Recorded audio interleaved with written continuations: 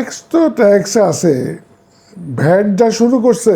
আমাদের ক্যাফেটেরিয়াতে একটা সিঙ্গারা আমরা বিক্রি করি 5 টাকায়, এটার উপরে ভ্যাট দিতে হয়। এই যে প্রাইভেট সেক্টর 65% সার্ভিস ডেলিভার করে, সেখানে গভর্নমেন্টের রোল ইজ জিরো। প্রাইভেট সেক্টরে সরকারি কোনো বরাদ্দই আসে না। সরকার প্রাইভেট সেক্টরকে রেগুলেট করে।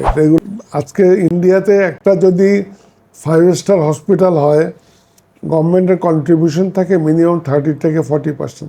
কারণ গভর্নমেন্ট জানে আমরা যদি নালিশ করি আমার দেশের লোকটা স্বাস্থ্যখাতে উপকার হবে, আমার দেশের লোকের ক্যান্সার হলে চিকিৎসা পাবে, আমার দেশের লোকের হার্টের বাইপাস সার্জারি লাগলে চিকিৎসা পাবে, আমার দেশের লোকের কিডনি ট্রান্সপ্লান্টেশন হলে চিকিৎসা পাবে, তাদের বাইরে যাওয়া লাগবে না, বৈদেশিক মুদ্রা খরচ হবে না। এই জন্য তারা এটাকে প্যাট্রোনাইজ করে, কিন্তু আমাদের দেশে নাই। আমাদের দেশে বাধা বাধা বাধা। গভর্নমেন্ট অনলি কন্ট্রোল আস, এটা করো এটা করো, লাইসেন্স নাও, এটা করো, এটা করতে হবে, এটা না করলে হবে না। 11টা 12টা এজেন্সিকে দায়িত্ব দিয়ে দিচ্ছে।